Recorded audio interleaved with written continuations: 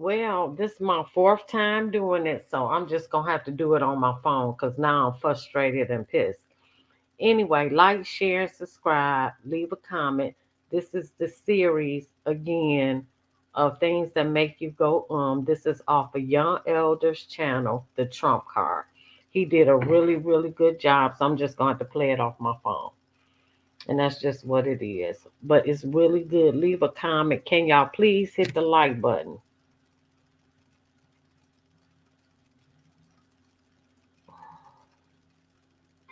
Big Mama's trump card, they never seen it coming. 1 Corinthians chapter 15, verses 52. In a moment, in the twinkling of an eye, at the last trump, for the trumpet shall sound, and the dead shall be raised incorruptible, and we shall be changed. The dead are the American people. The good knights made an oath of allegiance with Big Mama. The Black Hands, lords of London, and world bankers have rocked the real natives of Turtle Island asleep. A trump card which is elevated above its usual rank in trick-taking games. Trump cards then outrank all cards of plain suits. Keep in mind, politicians wear suits. A trump card is a valuable resource that may be used, especially as a surprise, in order to gain an advantage. By playing the trump card, this surprised the elite bankers. A trump card beats a king because in card games, a trump refers to a specially designated suit that outranks all other suits, meaning any card from the trump suit, even a low-value one, will beat a card of a higher value from a normal suit, including a king. Facts. Essentially, the trump suit is considered the highest ranking in that particular hand, making it the trump card. Any card from the trump suit will win against a card from a non-trump suit, regardless of the card's usual rank. The jack of whatever suit is trump is always the highest card. This is just how the game is played. Jack was the joker's. You know Jack in the box. A lot of this might go over your head. A joker card is a playing card that is typically found in modern French suited decks and is used in many card games. In many card games, the joker acts as a wild card, meaning it can be anything it needs to be depending on the situation. Donald Trump is the wild card. He's going around playing the fool. However, it can also have other functions, such as being the top trump, a skip card, the lowest ranking card, or the highest value card. The Joker originated in the United States during the Civil War as a trump card for the game of euchre. The Civil War was a part of the game. This is why they bumped off Lincoln. It may have been inspired by the Italian tarot card character known as the Fool. The Italian are the Moors and mulattoes. In Big Mama's spades, the two jokers are the highest ranking trump cards. The big joker, full color joker, outranks the little joker, one color joker, which outranks the ace of spades. Now, all this might go over your head, but listen to it again, and the whole storyline is playing out now. A joker is someone who likes telling funny stories or doing stupid things in order to make people laugh. Don't that sound like Donald Trump? A joker is also called a court jester. Court jesters in medieval England had the important role of entertaining the court and keeping the royals happy.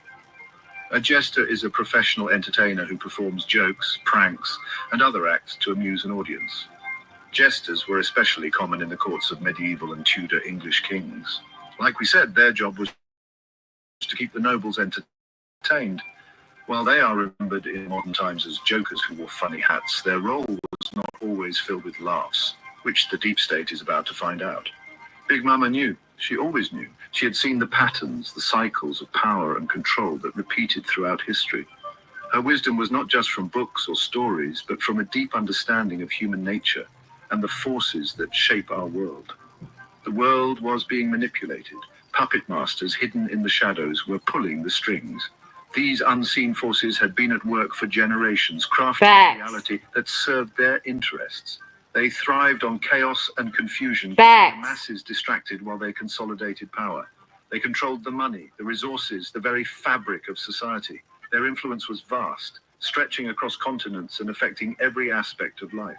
From the economy to politics, from media to education, their reach was all-encompassing. These elites, drunk on power and greed, cared nothing for the common man. They lived in a world of opulence and excess far removed from the struggles of everyday people. Facts. Their decisions were driven by self-interest, with little regard for the consequences on the broader society. They saw themselves as shepherds, herding the sheep, the rest of us, for their own benefit. To them, the masses were nothing more than pawns in a grand game, easily manipulated and controlled. They believed they knew what was best. and that their vision of the world was the only one that mattered. But Big Mama had a plan. She had spent years observing, learning, and preparing. She knew that to challenge the puppet masters, she needed someone who could stand up to them, someone who was not afraid to speak the truth and take bold actions. She had a secret weapon. It wasn't a weapon of violence, but of disruption. Big Mama created her own strawman. Big Mama played the trump card, a force that could shake the foundations of the established order and bring about real change. She had Donald J. Trump. Keep in mind, Big Mama is Mother Nature first. Donald J. Trump is a man who was not a part of the political establishment, who had built his own path and was not beholden to the traditional power structures. Trump was different. He was a disruptor, a wild card. In a game that had long been rigged, he brought with him a new energy, a willingness to challenge the status quo and speak directly to the people. He wasn't beholden to the money kings. Unlike many politicians, Trump had his own wealth and resources. He didn't need to rely on the donations and favors of the elite, which gave him a unique position of independence. He built his own empire, brick by brick, deal by deal. His success in business was a testament to his skills and determination. He understood what it took to create and sustain something of value, and he brought that same mindset to his political endeavors. He knew the language of power, the art of negotiation. Trump was a master deal maker, someone who could navigate complex situations and come out on top. This ability to negotiate and strategize was crucial in the battle against the entrenched elites. Most importantly, he understood the enemy. He knew who the real power players were and how they operated. This insight allowed him to anticipate their moves and counter them effectively. Big Mama saw in Trump a fighter, a man who wouldn't back down from a challenge. He had the tenacity and courage needed to take on the puppet masters and their vast networks of influence. She saw in him the potential to shatter the old order, to expose the puppeteers and return power to the people. Trump was not just a candidate, he was a symbol of resistance, a beacon of hope for those who felt disenfranchised and ignored. Trump was her champion, her ace in the hole. He represented a chance to break free from the cycle of manipulation and control that had dominated for so long. He was Big Mama's trump card. In a world where the game was rigged, he was the unexpected move, the game changer that could turn the tide and bring about a new era of transparency and empowerment for the people. The enemy was entrenched, burrowed deep within the system, hidden in plain sight. They called themselves bureaucrats, these unelected officials, the unseen hands that guided the machinery of government. But Big Mama knew better. They were the deep state, unaccountable and unyielding, a shadow government operating behind the scenes.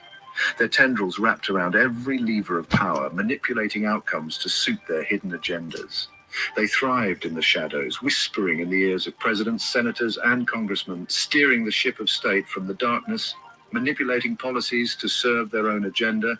They were the puppet masters, pulling the strings of democracy. Trump, however, was a force of nature, a disruptor who refused to play by their rules. He stormed into Washington, a bull in a china shop, determined to break the status quo, and the deep state trembled. He slashed regulations, fired incompetent officials, and challenged the entrenched power structures. Exposing their corruption for the world to see, he shone a light on their dark dealings. He knew their game, their tactics of delay, obfuscation, and outright lies. But Trump was relentless. He wouldn't be deterred. With each executive order, each tweet, he fought back. He chipped away at their power, piece by piece, dismantling the structures they had built over decades. Exposing them for the frauds they were, he revealed the rot at the heart of the system. The battle was far from over, but Trump had shown that the deep state was not invincible. The war on bureaucrats had begun, and the fight for transparency and accountability was on. The deep state had many faces, many disguises. They hid behind titles, behind institutions, even behind the faces of ordinary Americans. Big Mama had warned Trump about this. She called them the fake $5 Indians, imposters who claimed to represent the original people, serving their puppet masters. These same $5 Indians threatened the USA Corporation that if they didn't keep paying them and increase their payout, They would expose the truth to the real natives. The $5 Indians are getting mad that USA Corporation is starting to be late on their extortion payments, but the USA Corporation has mailed them all letters notifying them that they will no longer be receiving extortion payments after July 4th, 2025, due to them going out of business. Trump saw them everywhere. Wait.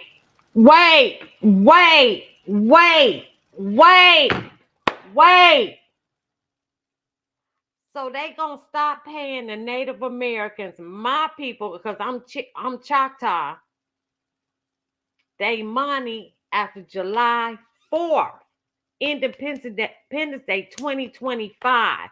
Why? Because the government broke. They broke.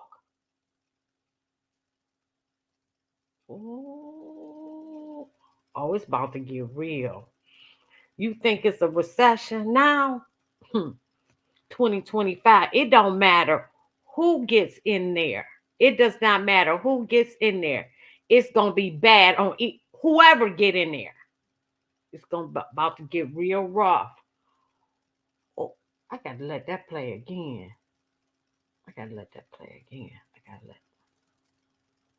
Young Elder, you did your thing on this. The deep state had many faces, many disguises. They hid behind titles, behind institutions, even behind the faces of ordinary Americans. Big Mama had warned Trump about this. She called them the fake $5 Indians, imposters who claimed to represent the original people, while serving their puppet masters. These same $5 Indians threatened the USA Corporation that if they didn't keep paying them and increase their payout, they would expose the truth to the real natives. The $5 Indians are getting mad that USA Corporation is starting to be late on their extortion payments, but the USA Corporation has mailed them all letters notifying them that they will no longer be receiving extortion payments after July 4th, 2025, due to them going out of business. Wow. Everywhere, using their Wag the Dog programs. In the media, spewing lies and propaganda. In Hollywood, their influence to push a corrupt agenda, to always show the $5 Indians in movies and not the real people. Even in the halls of Congress, where elected officials had sold their souls to the highest bidder. But Trump knew the truth. He saw through their charade. He knew their loyalty wasn't to the American people, but to the global elites, the money changers in the temple, so that they could keep original inhabitants of Turtle Island asleep. And he vowed to expose them all.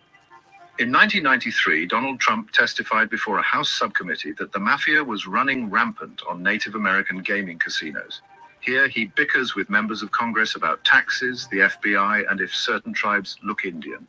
In 1993, Donald Trump appeared before the United States House of Representatives Committee on Natural Resources to offer testimony on Indian gaming. Keep in mind, the USA Corporation guys are criminals. They were using the $5 Indians to steal Big Mama's mineral rights. Facts. They say the mafia was in on taking out JFK. You think they might be involved in trying to take out Trump, since he was coming after their casinos, like Fidel Castro. Keep in mind the mob connection with the Black Hand. Another part of Trump's testimony that caught my attention.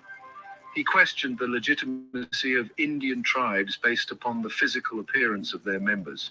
Donald said that the people on the reservation are not the real Indians. They are $5 Indian Indians. We the real Indians. Is this you discussing Indian blood? The speaker said to Trump, we are going to judge people by whether they have Indian blood or not.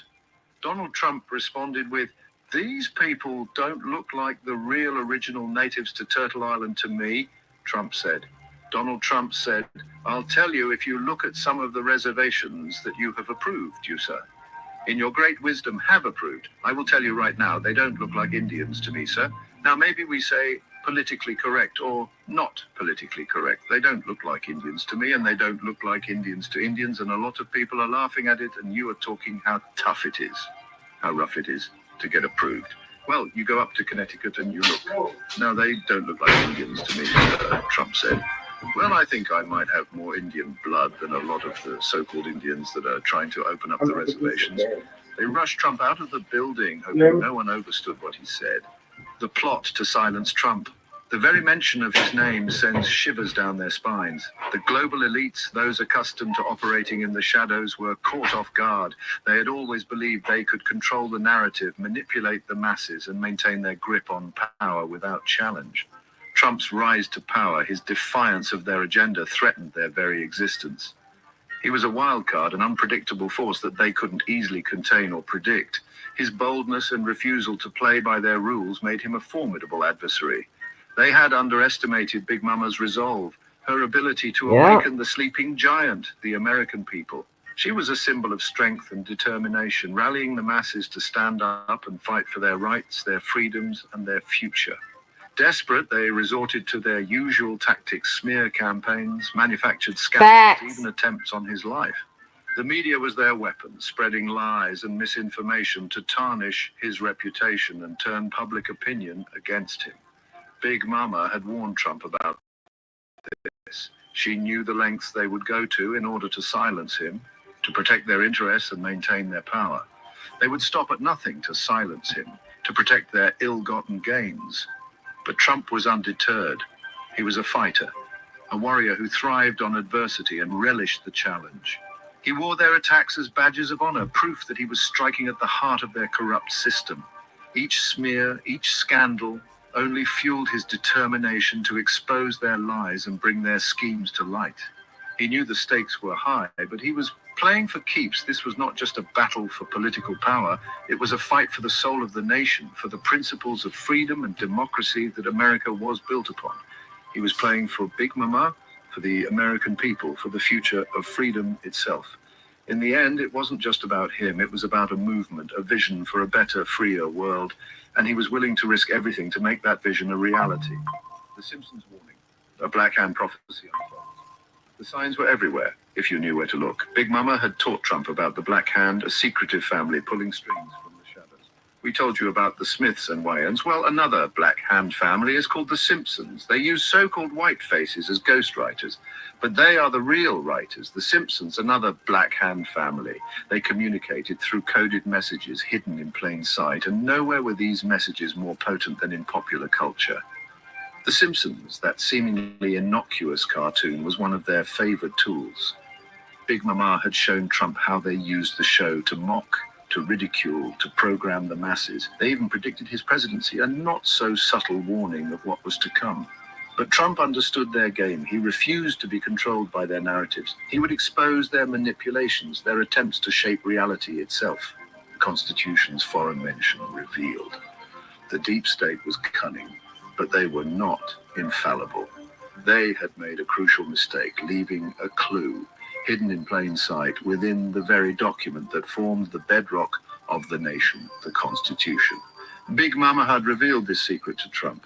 The foreign mention, as it was known, was subtle, easily overlooked by the untrained eye, but it was there, a clear indication that the founding fathers had understood the threat posed by unelected bureaucrats, by those who would subvert the will of the people. This foreign mention was Big Mama's trump card, the legal justification he needed to dismantle the deep state, to expose them for the traitors they The Illuminati. The art of the deal, the power of the card, Trump's winning hand. Trump was a master negotiator, a chess player who always seemed to be several moves ahead. He understood the power of leverage, the art of the deal. And in his battle against the deep state, he held the ultimate trump card, the truth. He knew that the American people, once awakened to the truth, would be his greatest ally. He knew that their collective will, their inherent love of freedom, would be the weapon that shattered the deep state's grip on power. And so he fought on, relentlessly, tirelessly, exposing their lies, their corruption, their treachery. He fought for Big Mama, for the American people, for the future of freedom itself. Donald Trump is a businessman. We all know this. But his biggest deal wasn't real estate or casinos. It was ending United States' relationship with Big Mama. What matters is this. America was in a contract, a bad one. Trump, in his own way, decided to end it. This wasn't a boardroom negotiation. This was about hidden history, secret societies, and stuff most people wouldn't believe. Come on, tell the truth. He knew the deal. He knew America was getting a raw deal, and he did something about it. Some say he was reckless. Maybe he was, but sometimes you need to break a few eggs to make an omelet. And trust me, this omelet, it's going to be huge, huge. Donald Trump is the liquidator. He is here to liquidate USA core assets. A liquidator is a person appointed to wind up the affairs of a company or firm in law. A liquidator is the officer appointed when a company goes into winding up or liquidation, who has responsibility for collecting in all of the assets under such circumstances of the company and settling all claims against the company before putting the company into dissolution. In law, dissolution is any of several legal events that terminate a legal entity or agreement such as a marriage, adoption. Corporation or union dissolution is the last stage of liquidation, the process by which a company is brought to an end, and the assets and property of the company are gone forever. A legal entity refers to any business organization or individual that's required to meet legal object obligations as set by local, state, and federal laws. Think of it as a separate person in the eyes of the law. The job of the liquidator is to verify claims of all the creditors and consolidate them to take into his custody or control all the assets, property, effects, and actionable claims of the corporate data, to evaluate the assets and property of the corporate data in the manner and prepare a report. The financial position of the United States includes assets of at least $269 trillion, 1,576 of GDP, and debts of $145.8 trillion, $852 of GDP, to produce a net worth of at least $13.8 trillion, 723 of GDP. Let's talk about the Pope. Not just any Pope, but the ones in that fancy Vatican City. Turns out they owed Big Mama a lot of gold. Centuries worth, in fact. And who held the IOU? You guessed it, America. We were the debt collectors for a deal we didn't even make. Trump knew this was crazy, so he did what any savvy businessman would do. He called in the debt. The Pope wasn't happy, obviously, but hey, a deal's a deal, right? This wasn't just about the money, though. It was about sending a message. America was done being pushed around. We were taking back what was ours, and we were just getting started. Come on. Francis once said that Christians must have cheerful faces and eyes full of joy. But there was little evidence of those emotions as Donald Trump descended on the Vatican on Wednesday, May 2017, for his first face-to-face meeting with the Pope. Little do you know why Trump and his wife were wearing all black. You wear black in Western culture to funerals. Keep that in mind. Trump met with the Pope to close out the contract for Big Mama. The Pope wasn't happy to see Trump because he knew what time it was. Run that gold, Pope. Trump had USA military cargo planes loaded up with all the gold that's owed to Big Mama and brought it back home to Turtle Island. Imagine America as a giant corporation, USA Corp. Sounds familiar, right? It's a corporation. Now, a corporation run by people who love spending money. They don't have credit card maxed. The U.S. corporation, because it's two constitutions, and I talked about that, 1776 and 1871, which made the United States a corporation ran by Britain, the Vatican, and somebody else.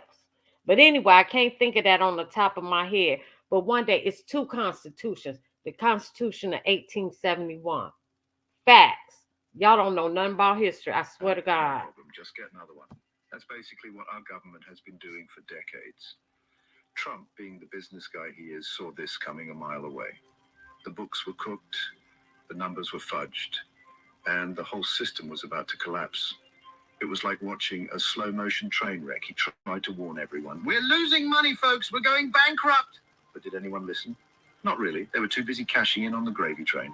Here's where things get really shady. Behind the scenes, pulling the strings, were the real power players, the deep state and the world bankers. These guys are like the puppet masters of the universe. Facts. The Illuminati. Supply to the media. They don't like guys like Trump messing with their system. They like things or their money they are, rigged in their favor. They want a world where they call the shots and everyone else just shuts up and does what they're told. But Trump, he wasn't afraid of them. He knew their game. He knew their tricks, and he wasn't going to play by their rules. He was there to shake things up, to expose the corruption, and to drain the swamp. An upside-down Bible trumps Masonic message. Now, let's talk about that infamous photo op in front of St. John's Church. You know, the one, Trump holding up a Bible upside down like it's some kind of trophy. The media went nuts, calling him disrespectful and out of touch. But what they didn't understand was the symbolism. You see, Trump was sending a message to those who know how to read it, a message in Masonic code, the upside-down Bible. It's a distress signal in Masonic tradition, Keep in mind, the Bible was a contract. It was a conjure. It means things are not right. It means the system is corrupt. It means... Because when you go into the Masonic Lodge, the one in Washington, D.C., you have to believe in something. They have the Bible, the Quran, and the Kabbalah. You have to believe in something because their great architect that they talk about is Satan. When you get up into the 32nd and 33 degree levels. And you have to believe. So when you walk in, that's it. Come on. Come on. Y'all better start studying history. I love history. Help is needed. Boarded up church, a symbolic end to a contract. And what about the church itself, all boarded up, looking like a fortress? That wasn't an accident either. That was symbolic. You see, that church represented the old contract, the one with Big Mama. And by boarding it up, Trump was sending a clear message: the contract is closed. We're done here. It was a powerful image, an image of a nation breaking free from its past, an image of a new beginning.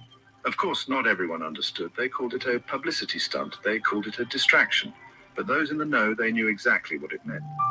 Bylaws and bankruptcy, United States debt to the crown. Let's talk about bylaws for a minute. You know, those little rules that govern corporations and organizations. Well, guess what? Countries have them too. And America's, let's just say they were written a long time ago by people wearing powdered wigs, wooden high heels, and those funny little breeches.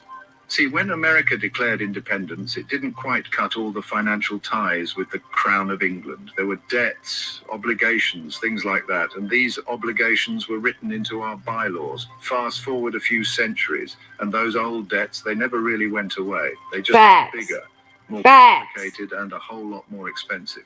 The Federal Reserve, a wolf in economic clothing. Now, let's talk about the Federal Reserve. It sounds official, important, maybe even a little bit boring. But don't let that fool you. The Fed is anything but boring.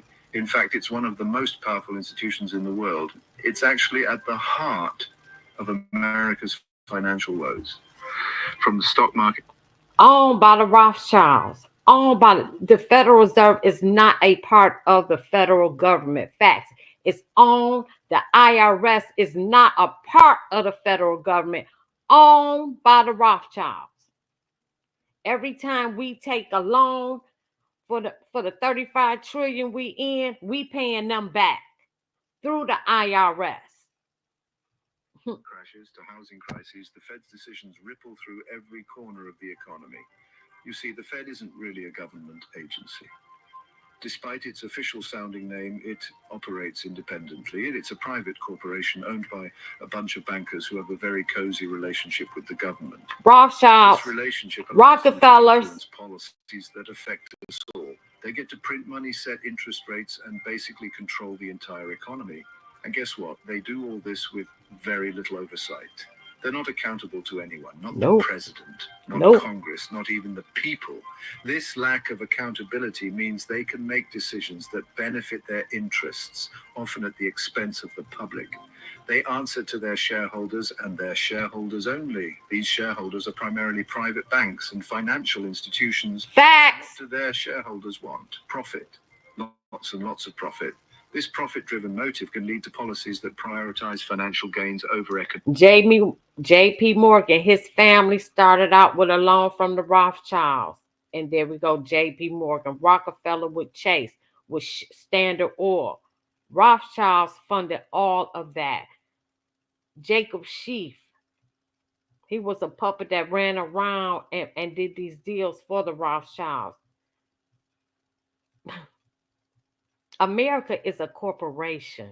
It is not a country. It's a corporation. Look up the 1871 Constitution, the second one that's in effect. Economic stability. So while the Federal Reserve may seem like a dull, bureaucratic entity, it's actually a powerful force driven by profit motives, shaping the very fabric of our economy. Unconstitutional amendments, the 16th and 17th. These amendments have had a profound impact on the structure and function of our government. Remember those bylaws we talked about? They were designed to protect our freedoms and ensure a balanced government. Well, it turns out some sneaky folks figured out how to change them without anyone noticing. They used clever political maneuvers and backdoor deals to push their agenda. They did it through something called constitutional amendments. These amendments were supposed to be a way to improve the Constitution, Facts. but they were used to alter the balance of power, specifically the 16th and 17th Amendments. These two amendments fundamentally changed the way our government operates. The 16th Amendment gave the government the power to tax our income. This was a significant shift in how the government could generate revenue. Now, that happened under Woodrow Wilson in 1913. The Federal Reserve became a real. Why? Woodrow Wilson was a 33rd degree Mason. Most presidents are Masons, even Trump. Now, 33rd degree, meeting at Jekyll Island. The Federal Reserve is born because Rothschild said, "I care who not makes the laws, as long as I can control the money." 1913, then IRS. They even funded the FBI. This thing gets so deep as you go down this rabbit hole. And I've been studying this stuff since I was 17 years old. I bring the historical facts. Since 1983, I used to sit at the library at 18 and 19 because there wasn't no internet, and go in the rare book section at the main library and pull these books and read. Something nobody do now, it seems like. There's nothing inherently wrong with taxes. They are necessary for funding public services and infrastructure. You proud of me or what? This amendment 2 cars now. For a whole lot of mischief, basically giving the government a blank check to take as much of our money as they want. It allowed for unchecked government spending and increased financial burden on citizens. And the 17th Amendment, that one changed the way we elect senators, taking away power from the states and giving it to the federal government. This shift altered the balance of power between state and federal. Which is why Trump is sending things back to the states, to give power back to the state that was taken. He put education back to the states. You run your educational system the way that your population in your state wants it. He sent abortion back to the states. You vote on it, on how your state is going to run abortion. It don't take no rocket scientist to see it. Well, I guess it do. I'm sorry. I guess it do. I guess it do take a rocket science. Yes, it do. My bad. It was all part of a plan to centralize power and erode our liberties. By centralizing power, the federal government gained more control over the states, reducing the influence of local governance and making it easier to implement nationwide policies without state interference. Dismantling Unam Sanctum Trump's final act. Now, let's talk about Unam Sanctum. This ancient document, shrouded in mystery and power, has a history that many are unaware of. Sounds like a Harry Potter spell, right? But unlike a fictional incantation, Unam Sanctum has real-world implications that have echoed through the centuries. Well, it's not magic, but it is powerful. This document has influenced the course of history in ways that are both profound and far-reaching. It's a papal bull issued way back in 1302 that basically claims the Pope has authority over all secular rulers. Imagine the audacity of such a claim in today's world. That's right, all of them. From the grandest kings and queens of medieval Europe to the modern presidents and prime ministers of today.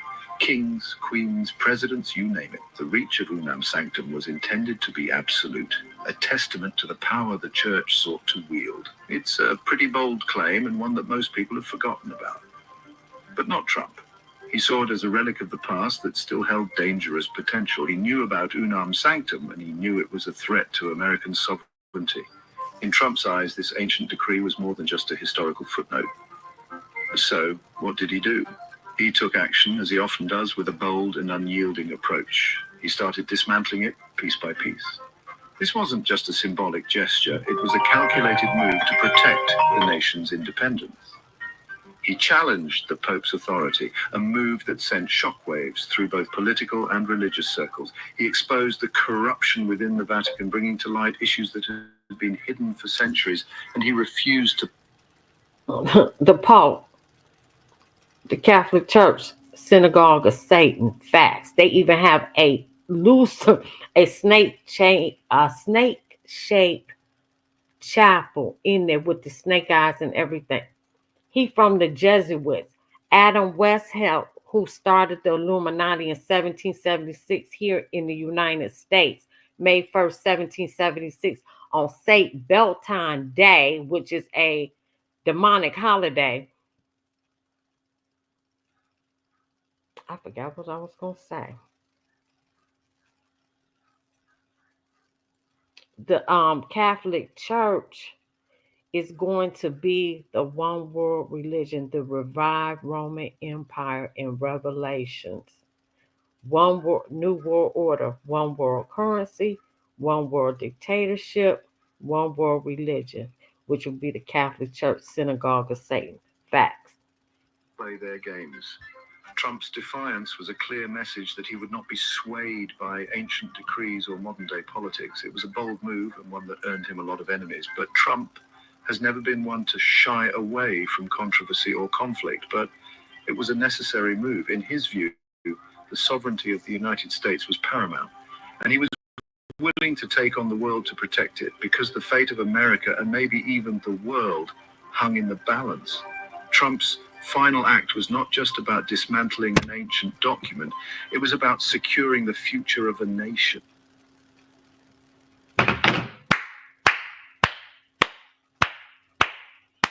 Excellent, young elder. You put that was excellent. Y'all go subscribe to young elder.